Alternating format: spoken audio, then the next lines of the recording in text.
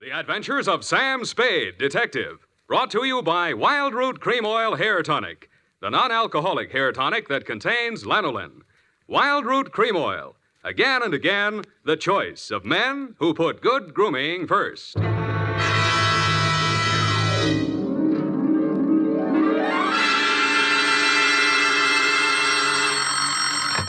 Sam Spade Detective Agency. It's me, sweetheart. Risen from not one, but two deathbeds. Oh, Sam, I bet not. You wouldn't take that lying down. Oh, Effie, you made a joke. Well, you did first, Sam. I did not. Oh, you mean you actually Now, weren't? don't pin me down. Anyway, I was present at two dying declarations. Would you believe, Effie, that a man could say something that wasn't true at a time like that? Oh, no. You mean a man would be lying on his deathbed? Oh, Effie, you made a joke. Oh, Sam, now stop it. I don't know It's what you all mean. right, Effie. I forgive you. You can atone by telling me how wonderful you think I am. I think you're... That you may do when I arrive in a trice to dictate my report on the deathbed caper.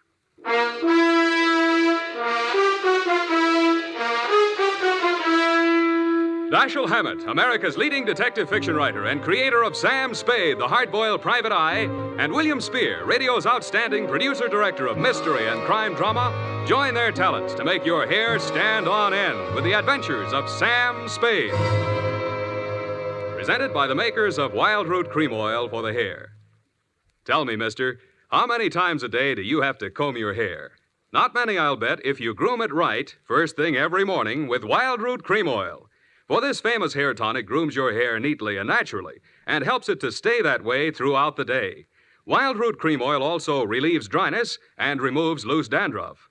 With Wild Root Cream Oil, you don't have to keep combing your hair every 2 minutes. That is, unless your gal can't resist running her hands through it. Get Wild Root Cream Oil Hair Tonic. Again and again, the choice of men who put good grooming first. And now, with Howard Duff starring as Spade, Wild Root brings to the air the greatest private detective of them all in the adventures of Sam Spade.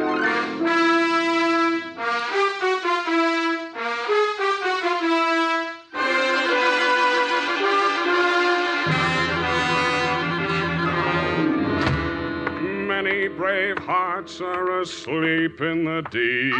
Oh, Sam, you're a sailor. Captain Sam, there's the brig for you. You got your logbook handy, gal? Oh, yes, Captain. So beware. You make it, that's awful deep.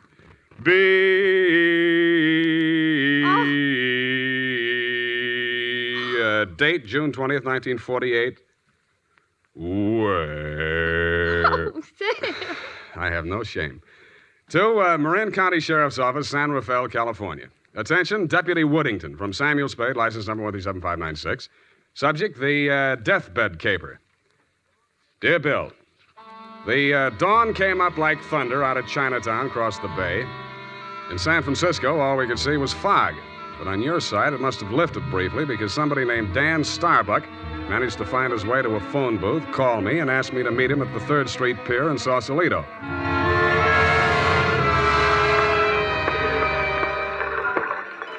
I didn't see him when I first got there. I didn't even see the pier. It was too foggy. But in the glow of the neon lights in front of the Viking Saloon, I saw a man who seemed to be waiting for somebody. He was a big guy with a good face, but plenty of worry on it. Mr. Spade? Yeah, Mr. Starbuck? Dan Starbuck. Come on down to the end of the pier. I'll explain as we go along. We gotta hurry. You act hot. You wanted for something? Well, not yet. What's the caper? Well, my brother's out there on his yacht, the Marguerite. He's dying. When he's dead, they may call it murder. I want to be there with a witness. That's you. In case he has anything to say about who did it. Who did? They think I did. Did you? Honestly, I don't know. It happened the night before last. I went out there to see him. We've hated each other for years. We've both been drinking, and we drank some more. Then there was a fight. I drew a blank somewhere. Next thing I knew, it was around midnight. I pulled myself together, went into his cabin. Gordon was lying there with his head all kicked. I realized I was covered with blood, and I was holding something in my hand, big glass paperweight. I dropped it. I got out of there fast and swam ashore. I planned to tell you a different story, but that's it. You want the job or not? You think you'll make a deathbed statement that'll clear you, and you want me for a witness. Yeah, that's it. You got a lot of guts. I'm hired. Good. Halverson? You down there? Halverson! Who's Halverson? He's a boatman. He'll row us out. Halverson? Hey, Nils? Danny? Yeah. Is that you, Casino? Sure. Can I do you some favor? I want to go out to the Marguerite. I can't find Halverson anywhere. Well, I guess I can take you. Are you sure that Yeah, you... I'm sure. Sam Spade, Del Casino. He's the bosun of the Marguerite. Glad to meet you. Sam. Any friend of Danny's. Hey, listen, Danny, you sure you want to go out there? Any reason why he shouldn't? Well, it's up to him. In his place, I would be on a freighter for China, way out there where the fog is more thicker. No, it's all right, Casino. I know what I'm doing. Well, your friend, you excuse me, your name? Spade. Pardon me, I better ask. The police don't want you for nothing? Not yet, but don't make book on it. Push us clear, Danny. All right.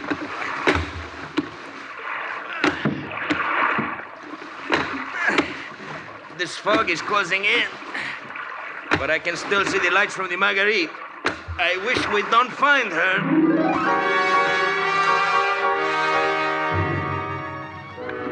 But we did. She was wearing clam diggers, an off-the-shoulder T-shirt, and was leaning against the rail as the dinghy pulled past a police launch and nestled in under the ladder of the yacht. Del? Del, is that you? Yes, Miss Starbuck.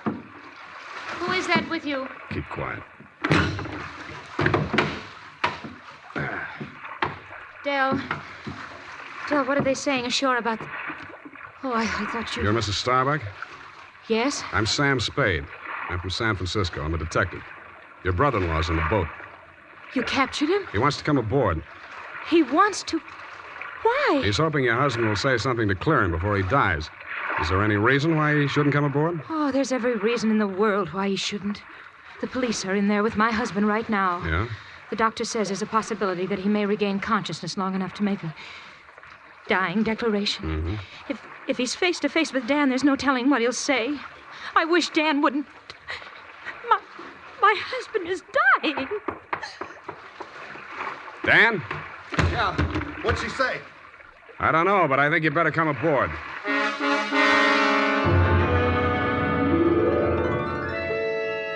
He seemed almost delighted as he swung his weight up out of the dinghy and climbed the ladder.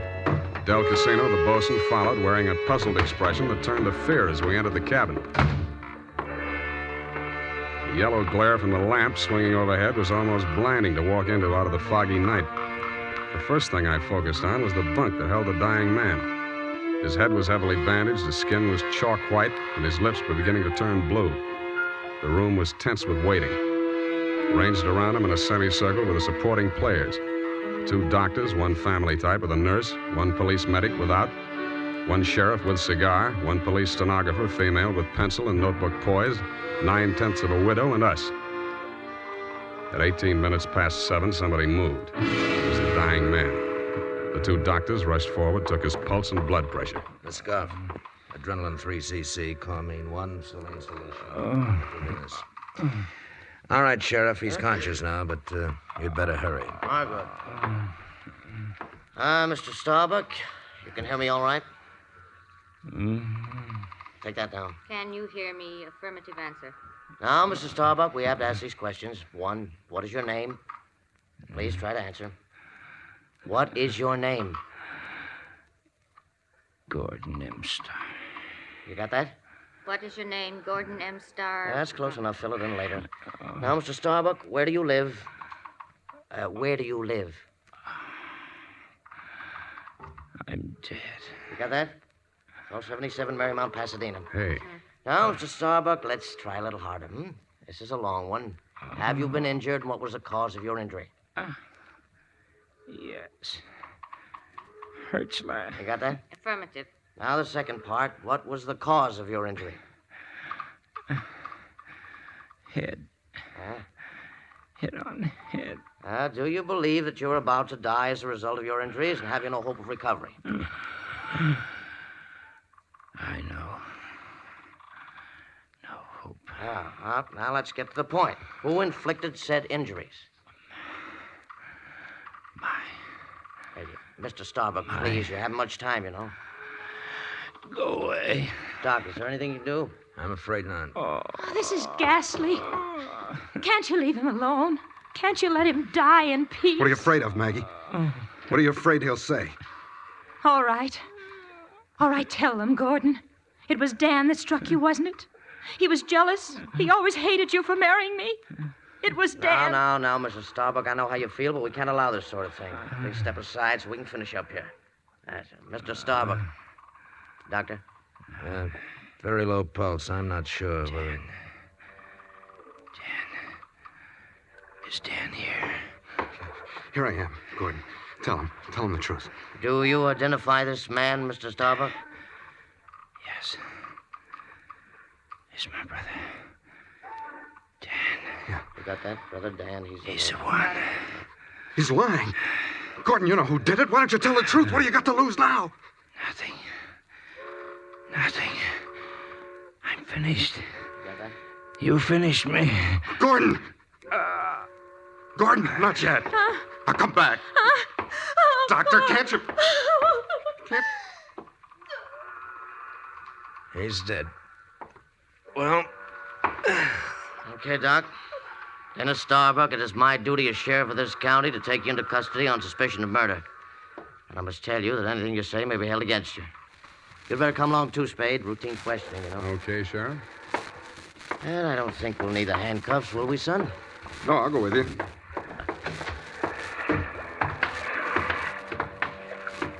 Yes, indeed, son. It's always smart to come along quietly. Yeah. But this is as far as I'm going. Hey, Dan, come back here. Use your head.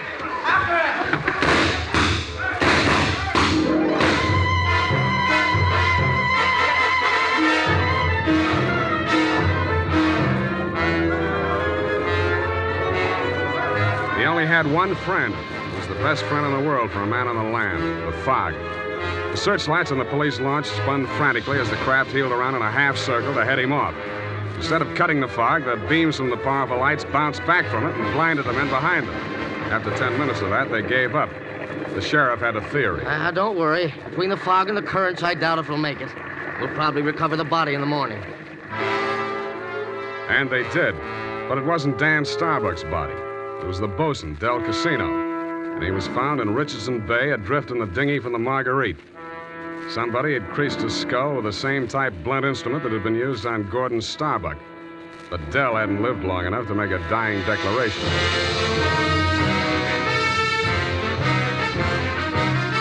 The makers of Wild Root Cream Oil are presenting the weekly Sunday adventure of Dashiell Hammett's famous private detective, Sam Spade.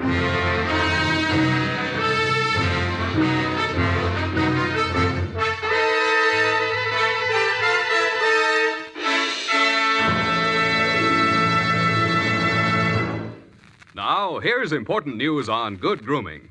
If you want the well-groomed look that helps you get ahead, socially and on the job, listen. Recently, thousands of people from coast to coast who bought Wild Root Cream Oil for the first time were asked, how does Wild Root Cream Oil compare with the hair tonic you previously used? The results were amazing. Better than 4 out of 5 who replied said they preferred Wild Root Cream Oil. And no wonder. It gives you the advantages that men consider most important. Wild Root Cream Oil grooms your hair neatly and naturally, relieves annoying dryness, and removes loose dandruff. What's more, non-alcoholic Wild Root Cream Oil is the only leading hair tonic that contains soothing lanolin that's like the oil of your skin. So ask for Wild Root Cream Oil Hair Tonic. Again and again, the choice of men who put good grooming first. By the way, smart girls use Wild Root Cream Oil too, and mothers say it's grand for training children's hair.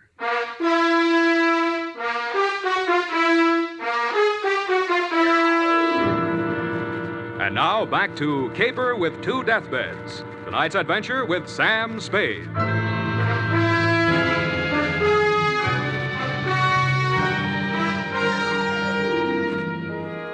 The police theory of the Del Casino killing went something like this. Casino had shoved off in the dinghy to join in the search for Dan Starbuck, had rescued him, and been maced for his pains. Also found in the dinghy, but not as yet worked into the police theory, were 2 items. 1, a waterproof wallet containing the seaman's papers of one Nils Halverson. 2, a tattoo mark on the right bicep of the deceased. A small heart with a name in it, Maggie. The brand new widow of the same name was waiting in my office when I got there the following afternoon.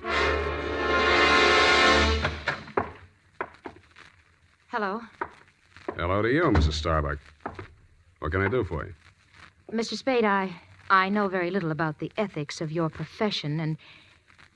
Well, are you still working for Danny? If you mean, do I know where he is, the answer's no. I hoped you'd say that, Why? because I want you to work for me. Need a new bosun? You needn't have put it quite so crudely. No, I needn't. Since your work is confidential, I'll admit I've done a few things that... Well, it's all too true. My first mistake was marrying Gordon Starbuck when I didn't love him. And I should never have let myself fall in love with Dan. I certainly should have known better than to let Dell fall in love with me. What about Nils Halverson? And me? Well, hardly. No. Nils Halverson was employed by my husband for various odd jobs whenever we put in at Sausalito. Mostly he'd row the guests out to the ship. He rowed Danny out the night my husband was killed. At least I think he did. I didn't actually see him. Where's Halverson now? I don't know. He goes off on drunks for days at a time, but I have a feeling that someone has paid him to disappear. He might have overheard something. Hold on a minute. You're going too fast. Are you, working up to a confession? Oh, no. It's just that I'm afraid a great injustice may have been done to Danny. After all, Mr. Spade, a man who's dying, I don't see how he could be altogether in his right mind. Do you? The law says he is if he knows his name and address. A deathbed accusation is the strongest evidence a lawyer can shove at a jury. You can't cross-examine a dead man, and most people have the quaint idea that a man on his deathbed is a lot more truthful than he was when he was hale and hearty. Then you think Gordon may have been lying? Could be, or wool gathering, or picking up some of the lines you were feeding him. Oh, I was just afraid he might die before he... You see, I thought I might shock him into saying yes or no. He could have said no, couldn't he? Well, make up your mind. Oh, all I know is it's on my conscience now. If we could find old Halverson and force him to tell what he knows. He's a very strange man. He's devoted to me. If the police find him before I do, he might refuse to talk out of a mistaken loyalty. To you? Well, I meant if he thought I had anything to do with the... Well, he's very strange. I told you that. What makes you so sure he's alive? Why wouldn't he be? If I'd been the killer and he'd rode me to and from the scene of my crime, I'd see him secured in Davy Jones' locker. Fish feed, lobster bait, asleep in the deep. Will you work for me? I'll let you know.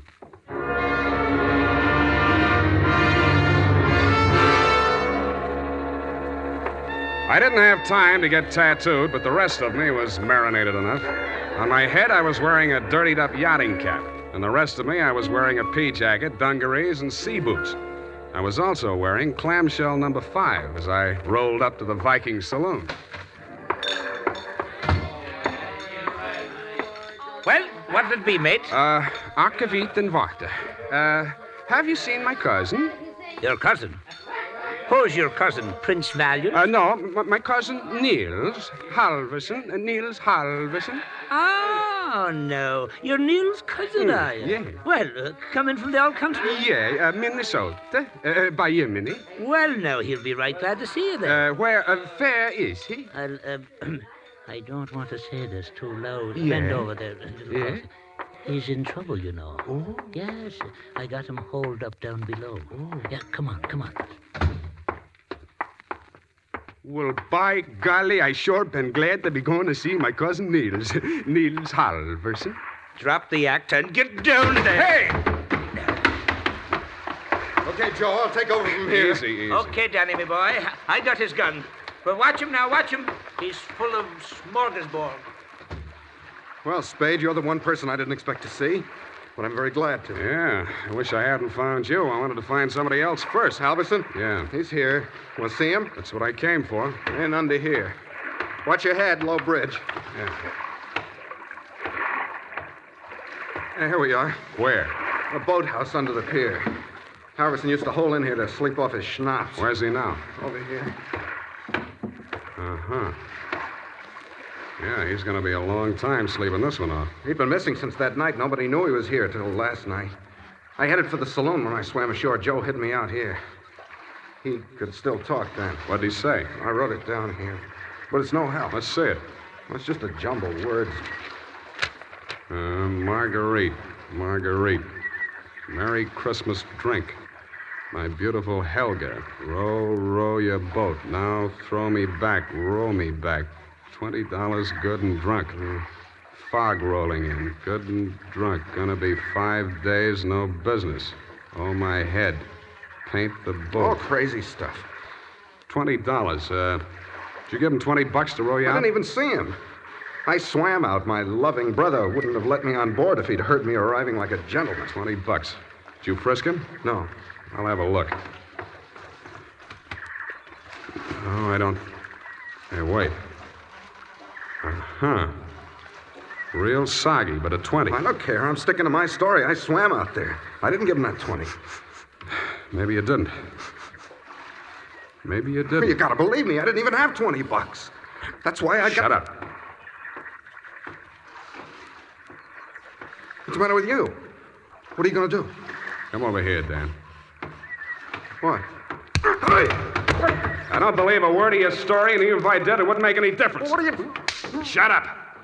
You're going to stop talking and listen for a while.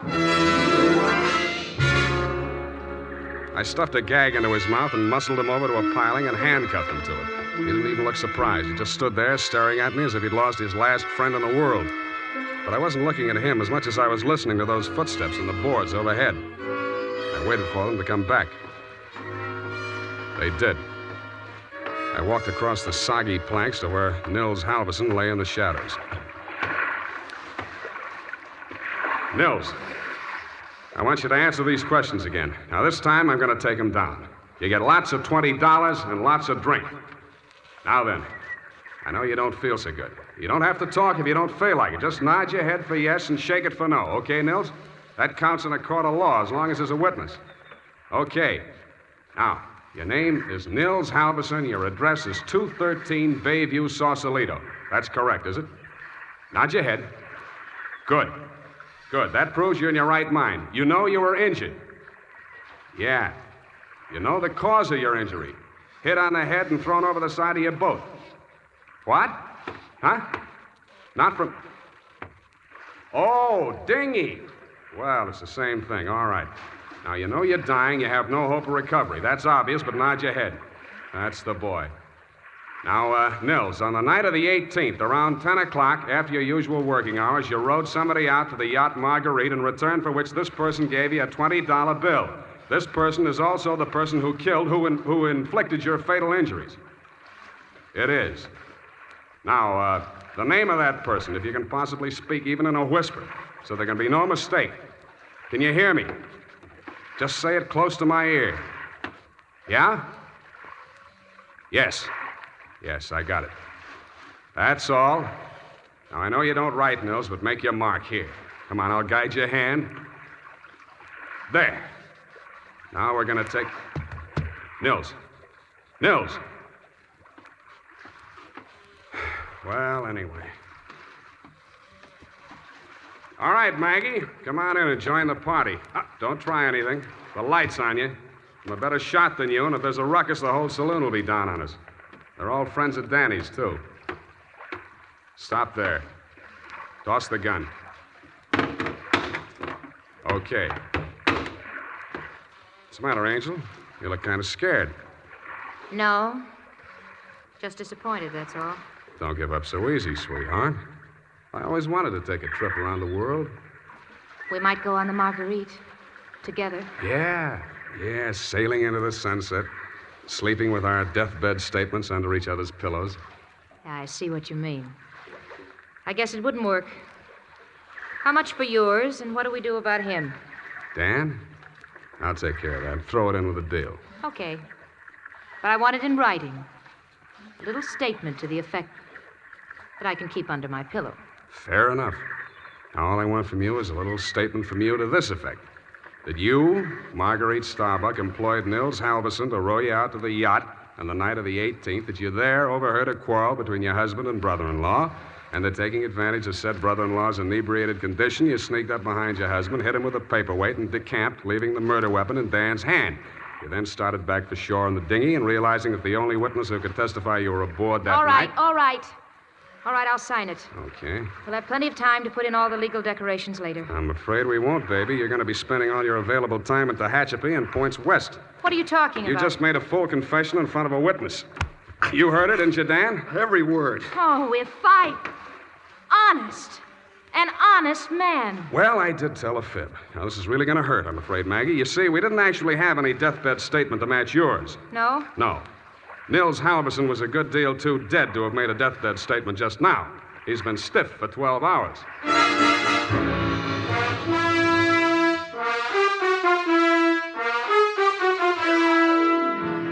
Period, and a report.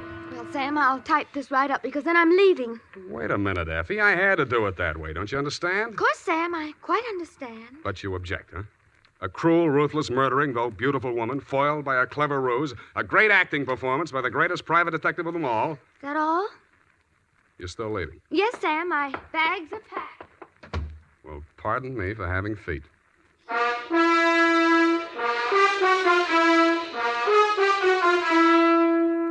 There's a reason, men. In fact, there are 5 big reasons why more men every day are turning to Wild Root Cream Oil for well-groomed hair. Wild Root Cream Oil grooms your hair neatly and naturally. Wild Root Cream Oil relieves dryness and removes loose dandruff. Wild Root Cream Oil is non-alcoholic and contains soothing lanolin. 5 big reasons why you, too, should join the millions with handsome, well-groomed hair. Why you should step up to your drug or toilet goods counter and ask for Wild Root Cream Oil. Get the big economy bottle and the handy new tube that's easy to pack when you travel and just right for the office or plant. Also, ask your barber for a professional application of Wild Root Cream Oil Hair Tonic. Again and again, the choice of men who put good grooming first. Well, here it is, Sam. Goodbye. Now, wait a minute, Effie. You can't leave like this, not without... Oh, all right. I'll talk to you while I'm putting my hat on. Well, can't you at least look at me? After all, you should give me a chance to justify... Sam, apparently you're laboring under an apprehension. Of course I am. Oh, boy, am I glad I picked the last in June and the first in July. What are you talking about? My vacation. Vacation? You just had a vacation a few months back. 12, Sam. That's a year. Well, if you want to take advantage of a legal technicality... No, Sam, don't say goodbye, man. Well, it's customary, I suppose. It's lucky that some of us keep our nose to the grindstone, our ear to the ground, an eye to the future. Huh? Television's just around the corner, you know. Oh, Sam. Come here, sweetheart. You look lovely in it. Come here. Have a wonderful time. Oh, Sam. Oh, Sam. Come here. Now, go on. You missed your train. Where are you going? The Los Sierras. Well, just so you don't go to Kanab, Utah. All right, Sam. You know best. Good night. Good night, Sierra Sue.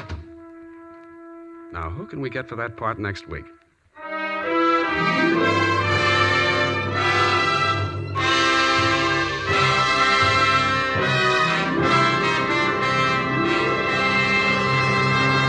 The Adventures of Sam Spade, Dashiell Hammett's famous private detective, are produced and directed by William Spear.